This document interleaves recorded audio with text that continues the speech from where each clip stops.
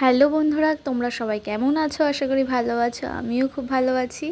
চলে এসেছি আর একটা নতুন মিনি ব্লগ নিয়ে। আশা করি তোমাদের খুব ভালো লাগবে, পুরো ব্লগটা দেখবে।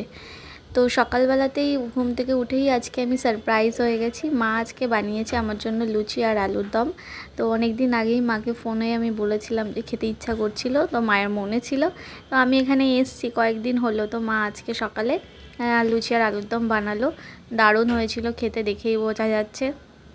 আর এদিকে আমি, মা, ভাই তিনজনে মিলে ব্রেকফাস্টটা করে নিলাম আজকে।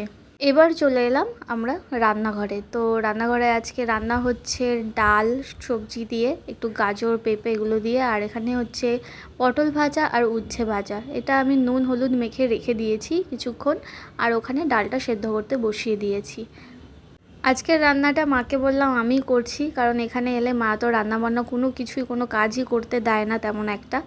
তো আমি মাকে বললাম যে আজ রান্নাটা করি, আজ তো তেমন কোনো রান্না নেই, সিম্পল রান্না আছে। মা বলল ঠিক আছে। আর এখানে দেখো আমি রান্না বসিয়েও দিয়েছি। আর তেলটা গরম করে এবার আমি পটলগুলো আগে ভেজে নেব, ডালটা করে নেব, তারপর লাস্টে উচ্ছে ভাজাটা করব। তো যেটা বলছিলাম যে এই বেসিক রান্নাগুলো আগে তেমন একটা পারতাম না, আগে যেগুলো শখের রান্না করতাম আর কি। তো এখন এই সব বেসিক রান্নাগুলো আমি শিখে গেছি।